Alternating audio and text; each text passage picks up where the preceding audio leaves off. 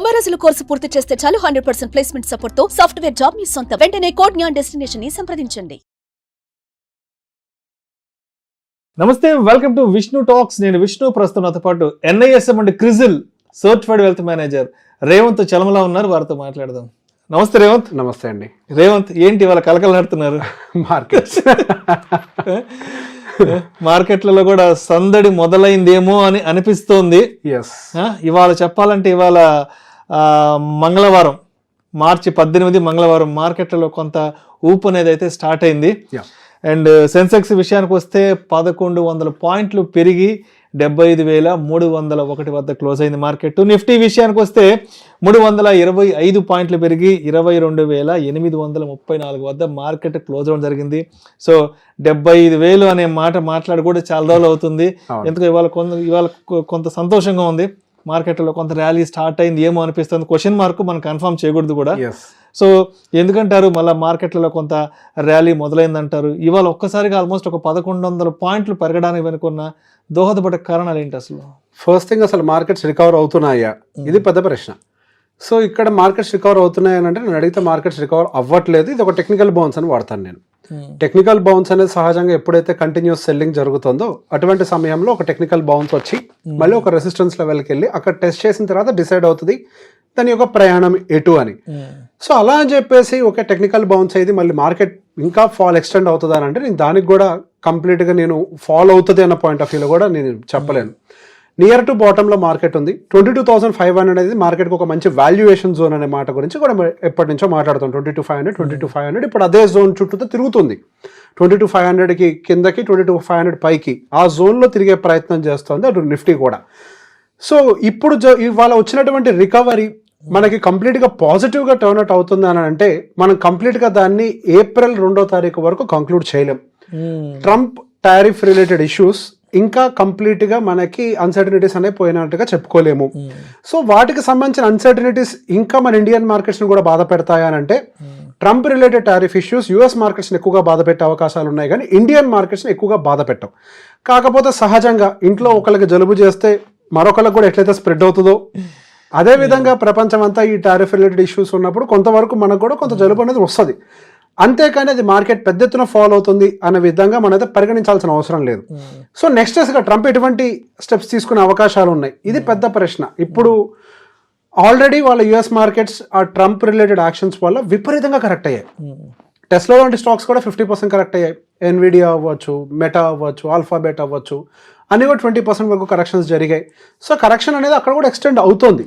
And దాంతోపాటుగా వాళ్ళకు కూడా ఎకనామిక్ వీక్నెస్, కొంతవరకు సర్వీస్ వీక్ అవుతుంది అని చెప్పి GDP కాంట్రాక్ట్ అవుతుందని ఒక భయం అనేది ఇట్లాంటివి కూడా ఉన్నాయి. కాబట్టి సో ఆయన చేసేటువంటి కొన్ని కామెంటరీస్ వాళ్ళ ఎకానమీని కూడా హర్ట్ చేస్తాయి. దానికి తోడు రకరకాల ప్రెస్ మీట్స్లో విలేకరులు కూడా దాన్ని స్ట్రెస్ చేసి అడుగుతున్నారు, మీ యాక్షన్స్ US ఎకానమీని ఇబ్బంది పెడతాయా అని.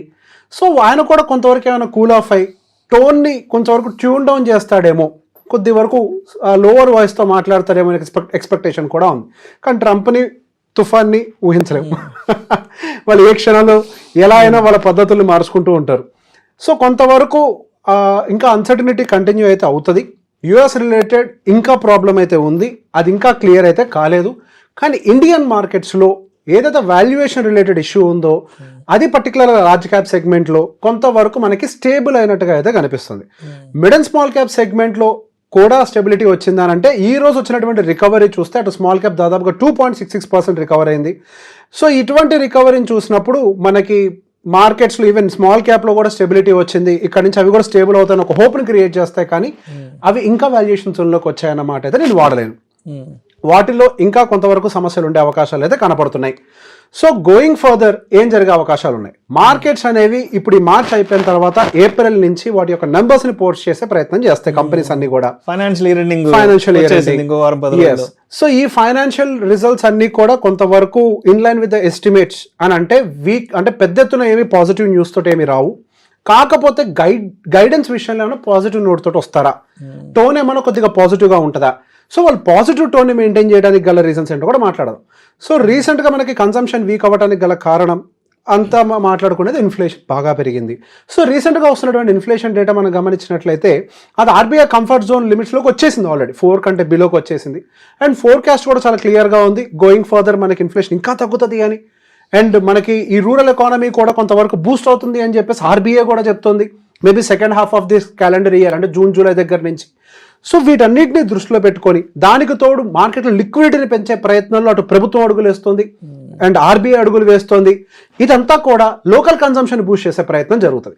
సో ఇక్కడ కేవలం ఇండియాలోనే జరుగుతుంది అని అంటే అదొకటే కాదు, ఈవెన్ చైనా కూడా లోకల్ కన్సంప్షన్ బూస్ట్ చేసే విధంగా వాళ్ళు కూడా ప్రయత్నాలు చేస్తున్నారు. ఈ రోజు మార్కెట్ ఎందుకు రికవర్ అయింది అని అంటే ప్రపంచం అంతా కూడా కన్సంప్షన్ బూస్ట్ చేసే ప్రయత్నం చేస్తున్నారు. దీనివల్ల కంపెనీల యొక్క నెంబర్లు బాగుండే అవకాశాలు ఉంటాయి. సో బేసిక్ ఈ పాజిటివ్ నోట్ తోటి కొంతవరకు మార్కెట్స్లో కూడా కొత్త ఊపు వచ్చింది. సో గోయింగ్ ఫర్దర్ ఇది కంపెనీ నెంబర్స్లో ఇమీడియట్గా రిఫ్లెక్ట్ అవ్వకపోయినా ఒక 3 నుంచి ఇంకొక 3 నెలలు మేబీ మనకి జూన్ తర్వాత రాబోయేటువంటి క్వార్టర్లీ రిజల్ట్స్లో అది రిఫ్లెక్ట్ అయ్యే అవకాశాలు అయితే ఎక్కువగా కనపడుతున్నాయి. సో ఇప్పుడు మనం కొంచెం టెక్నికల్గా కూడా మాట్లాడినా నిఫ్టీన్ పాయింట్ ఆఫ్ వ్యూలో చూస్తే అది ఇంతవరకు డౌన్ ట్రెండ్ ఏదైతే ఫార్మేషన్ జరిగిందో దాని నుంచి బయటికి అయితే రాలేదు. ఈ రోజు మనకు అంత రికవరీ వచ్చినప్పటికీ అది ఆ ట్రెండ్లోనే స్టక్అప్ అయితే కనిపిస్తుంది.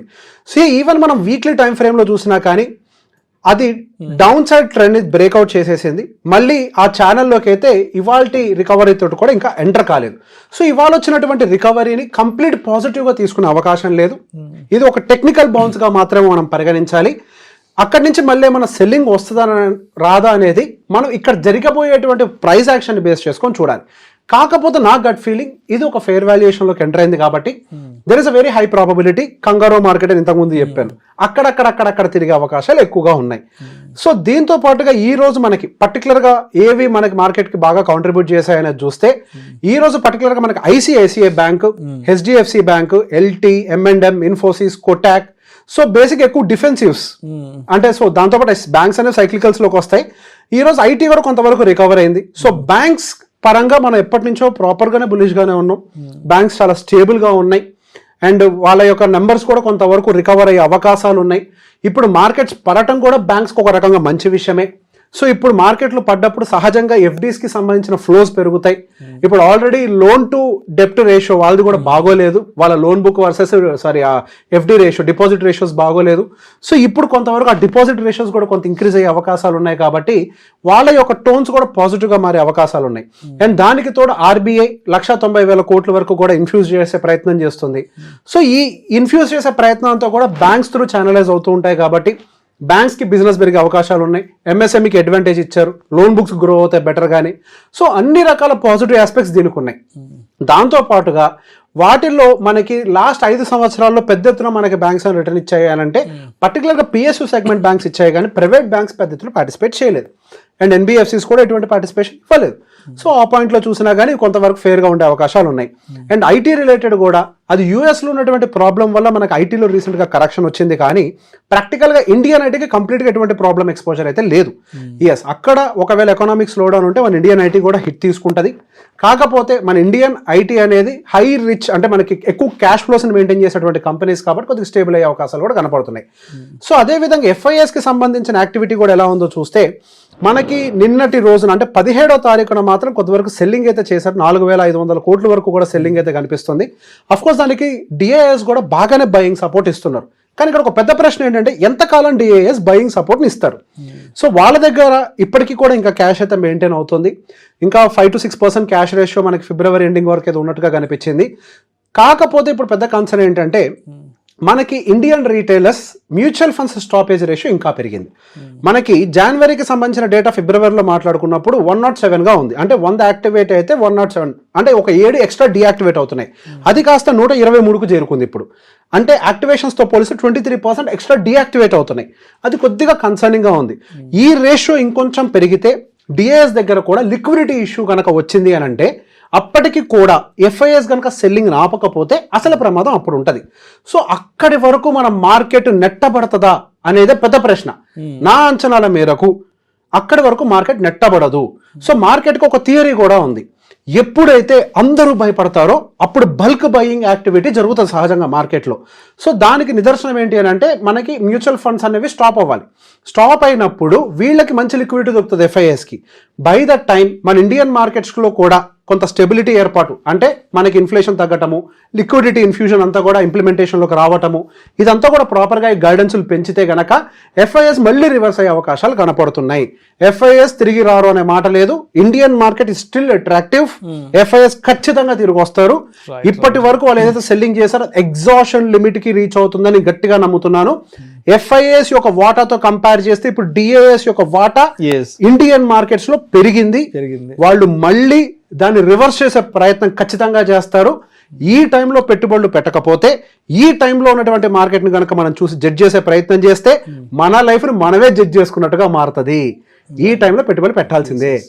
సో రేవంత్, ఇప్పుడు లాస్ట్ 3-4 మంత్స్ నుంచి మార్కెట్ పడుతుంది. సో మార్కెట్ పడడం కూడా మంచిదే.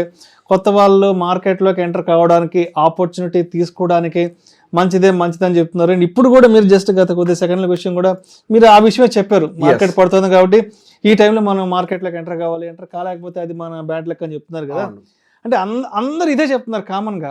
మరి మార్కెట్ ఇంత ఫాలో ఉన్నప్పుడు, మార్కెట్లో ఎంటర్ అవ్వాలి అనుకున్నప్పుడు, మార్కెట్లో ఒక ఆపర్చునిటీ తీసుకోవాలి అని అనుకున్నప్పుడు ఎటువంటి సెక్టార్స్ని మనం సెలెక్ట్ చేసుకోవాలి అంటారు? ఎటువంటి స్టాక్స్ని మనం సెలెక్ట్ చేసుకోవాలి అంటారు? అంటే ఈ టైంలో అన్నీ కొంత తక్కువలో ట్రేడ్ అవుతున్నాయి కదా, మరి తక్కువలో ఉన్న ప్రతి స్టాక్ని పోయి మనం పట్టుకోవచ్చు అంటారా? సో ఎంట్రీ కావాలని ఇంటెన్షన్ ఉన్నప్పుడు ఇక్కడ మనం తీసుకోవాల్సిన జాగ్రత్తలు ఏంటి, పలానా స్పెసిఫిక్ సెక్టార్ విషయంలో కానీ, పలానా స్పెసిఫిక్ స్టాక్ విషయంలో కానీ? సో బేసిక్గా నేను చాలా క్లియర్గా చెప్తాను, స్టాక్ జోలికి అయితే వెళ్ళకండి. దానికి గల కారణం ఏంటి అంటే మార్కెట్ రికవర్ అవుతుంది కానీ స్టాక్ రికవర్ అవుతుంది అనడానికి మాత్రం ఎవిడెన్స్ లేదు. సహజంగా స్టాక్స్ 10 సంవత్సరాల వరకు కూడా పెరగకుండా ఉండిపోయే అవకాశాలు చాలా ఉన్నాయి. అదే సెక్టర్ విషయంలోకి వస్తే ఒకవేళ ఇండివిజువల్ కంపెనీ పాయింట్ ఆఫ్ వ్యూలో ఏమైనా సమస్యలు ఉన్నా సెక్టర్ ఎప్పుడు ఎఫెక్ట్ కాదు. మొన్నటికి మొన్న ఇండస్ఇండ్ బ్యాంక్ అదేం బ్యాడ్ బ్యాంక్ ఏం కాదు, ఒక చిన్న ఇష్యూ వల్ల విపరీతమైన ఫాల్ కి గురైంది. 27% పడేసి. సో అది మనం యాంటిసిపేట్ చేయగలుగుతామా? కానీ అట్లా అని చెప్పేసి ఎంటర్ బ్యాంక్ ఇండెక్సే పడిపోయిందా అని అంటే లేదు కదంతా. సో అదే నా పాయింట్. మనం ఏ బ్యాంక్లో అంటే ఏ పర్టికులర్ స్టాక్లో ఏ యాక్టివిటీ జరుగుతుందో మనం జడ్జ్ చేయడం చాలా కష్టం. కాబట్టి సో నేను కరెక్ట్గా చెప్పాలంటే మ్యూచువల్ ఫండ్లో పెట్టుకోండి అని చెప్తాను. ఆ మ్యూచువల్ ఫండ్లో కూడా ఏ సెగ్మెంట్ మీద ఫోకస్ చేయాలనేది పెద్ద ప్రశ్న మీరు అడిగారు ఇప్పుడు. సో సెగ్మెంట్ పాయింట్ ఆఫ్ వ్యూలో చూసినప్పుడు అటు ఎకనామికల్గా కానీ టెక్నికల్గా కానీ 2 పాయింట్స్లో కూడా నేను ఒకసారి జడ్జి అంటే మీకు నా వైపు నుంచి వ్యూ చెప్తాను. ఎకనామిక్ పాయింట్ ఆఫ్ వ్యూలో మనం అర్థం చేసుకోవాల్సిన అంశం ఏంటి? నెక్స్ట్ ప్రభుత్వం ఎటువైపుగా ఫోకస్ చేస్తుంది. గత 5 సంవత్సరాల్లో ప్రభుత్వం ఎటువైపు ఫోకస్ చేసింది? అటు ఇన్ఫ్రాస్ట్రక్చర్, డిఫెన్స్, రైల్వే వాటిల మీద ఫోకస్ చేసినప్పుడు ఆ సెగ్మెంట్స్ ర్యాలీ అయ్యాయి. ఇప్పుడు వేటిల మీద ఫోకస్ చేస్తుంది? ఇప్పుడు జనాల చేతుల్లో డబ్బులు పెట్టడం మీద ఫోకస్ చేస్తుంది, ఉద్యోగ కల్పన మీద ఫోకస్ చేస్తుంది, ఎంఎస్ఎంఈ సంబంధించినటువంటి వ్యాపారాలను బూస్ట్ చేసే వాటి మీద ఫోకస్ చేస్తుంది. సో ఇదంతా కూడా డైరెక్ట్గా దేనికి బెనిఫిట్ చేస్తుంది? సో ఈ ప్రాసెస్ అంతా ఇంప్లిమెంట్ అవ్వాలన్నా అంటే ఇప్పుడు ఆర్బీఐ కూడా లిక్విడిటీని పెంచే ప్రయత్నం చేస్తుంది. సో ఆర్బీఐ లిక్విడిటీని ఏ విధానంలో పెంచుద్ది? ముందుగా బ్యాంక్స్కి ఇస్తుంది, బ్యాంక్స్ ఎన్బిఎఫ్సిస్కి ఇస్తాయి, ఎన్బిఎఫ్సిస్ మైక్రో ఫైనాన్స్కి ఇస్తాయి, మైక్రో ఫైనాన్స్ వ్యాపారులకి లేకపోతే చిన్న చిన్న వ్యక్తులకు మనలాంటి వాళ్ళు రీటైలర్స్ అందరూ కూడా డబ్బులు పంపించేస్తూ ఉంటాయి. సో ఈ ఛానల్ ఏదైతే ఉందో సహజంగా ఛానల్ అంతా కూడా ఎక్కువగా అడ్వాంటేజ్ తీసుకునే అవకాశాలు ఉన్నాయి. అండ్ దాంతోపాటుగా గత 5 సంవత్సరాలకు సంబంధించిన చార్ట్ కూడా మొదలు పెడుతున్నాను. సో మెరూన్ కలర్లో ఉన్నటువంటి లైన్ అంతా కూడా బ్యాంక్ ఇండెక్స్ అనమాట. ఆ బ్యాంక్ ఇండెక్స్ అండ్ మిగతాదంతా కూడా నిఫ్టీ. సో నిఫ్టీ తోటి కంపేర్ చేస్తే ప్రైవేట్ బ్యాంక్ ఇండెక్స్ అండర్ పర్ఫార్మెన్స్లో ఉంది. గత 5 సంవత్సరాల యొక్క యావరేజ్ చూసినప్పుడు మనకి ర్యాలీ మేజర్గా వచ్చిందంతా 2024లో. ఆ 2024లో వచ్చినటువంటి ర్యాలీలో మనకి బ్యాంక్ ఇండెక్స్ అనేది పెద్ద ఎత్తున పార్టిసిపేట్ చేయలేదు. అండ్ రీసెంట్గా జరిగినటువంటి ఫాల్లో కూడా బ్యాంక్ ఇండెక్స్ అనేది పెద్ద ఎత్తున పార్టిసిపేట్ చేయలేదు. మనకి నిఫ్టీ ఇవన్నీ 12-13% పడితే మనకు అదే బ్యాంక్ నిఫ్టీ విషయంలోకి వస్తే గట్టిగా 8%, 9% పడ్డది. అదేవిధంగా మనకి ఫిన్ నిఫ్టీ అంటే ఫైనాన్స్ సెగ్మెంట్కి సంబంధించి చూస్తే గట్టిగా 4% పడ్డది. సో బేసిక్ ఇక్కడ ఎవిడెంట్గా అర్థం చేసుకోవాలి, చాలా రెసిలియంట్గా ఉన్నాయి. సో నెక్స్ట్ ర్యాలీకి ప్రిపేర్ అవుతున్నాయేమో అన్న ఒక ఇండికేషన్ కూడా చాలా క్లియర్గా కనిపిస్తుంది. సో ఇటువంటి వాటిల్లో కనుక మనం చూసి ఇన్వెస్ట్మెంట్స్ పెట్టుకోగలిగితే ఇండెక్స్ పాయింట్ ఆఫ్ వ్యూలో కొంత అడ్వాంటేజ్ ఇస్తాయి. అండ్ దాంతోపాటుగా వీళ్ళు డబ్బులన్నీ వచ్చిన తర్వాత దేని మీద ఖర్చు పెడతారు? కన్సంప్షన్, ఎఫ్ఎంసీజీ, మా కన్స్యూమర్ డ్యూరబుల్స్, ఏసీలు, ఫ్రిడ్జ్లు, అందులో ఇప్పుడు సమ్మర్ సీజన్ కూడా వచ్చింది. సో బేసిక్ ఎక్కువ ఖర్చు పెట్టలేదు అంటే ఇక్కడే ఖర్చు పెడతారు. సో బేసిక్ ఇప్పుడు అంతా కూడా మీ చేతికి డబ్బులు వస్తాయి. సింపుల్గా చెప్తా, మీ చేతికి డబ్బు రొటేషన్ ఎటువైపుగా జరుగుతుందో వాటిని కొనాలి. మీ చేతికి బ్యాంకుల ద్వారా డబ్బులు వస్తాయి. మీ చేతిలోంచి వచ్చిన డబ్బులు నెక్స్ట్ ఎఫ్ఎంసీజీఓ లేకపోతే కన్స్యూమర్ డ్యూరబుల్సో లేదా ఒక 2-వీలర్ ఆటోమొబైల్ సెగ్మెంటు వేటి మీద ట్రాన్స్పోర్టు, ట్రావెల్స్, టూరిజము. సో బేసిక్గా దేని మీద ఖర్చు మనం పెడతామో అవి ఎక్కువగా బూస్ట్ అయ్యే అవకాశాలు ఉన్నాయి. గవర్నమెంట్ యొక్క థీమ్ ప్రజల చేత ఖర్చు పెట్టించటమే. ప్రభుత్వం ఖర్చు పెట్టడం గవర్నమెంట్ థీమ్ కాదు. సింపుల్గా ఏ అనలిస్ట్ అవసరం లేదు, నేను కూడా అవసరం లేదు. ఇంట్లో కూర్చొని మీరు ఏమేమి ఖర్చులు పెడతారు, ఏ ఐటమ్స్ కొంటారో రాసుకోండి, అయిపోయింది అంతే. మీరే ఇన్వెస్టర్స్. సో జస్ట్ ఒక చిన్న ఆలోచన చేస్తే చాలు, అదే అంతే. పెద్ద రాకెట్ సైన్స్ ఏం కాదు. Right, thank you so much Revanth. Thank you. Suman టీవీలో మీ పర్సనల్ అండ్ బిజినెస్ ప్రమోషన్స్ కోసం కింది నెంబర్కి కాంటాక్ట్ చేయండి.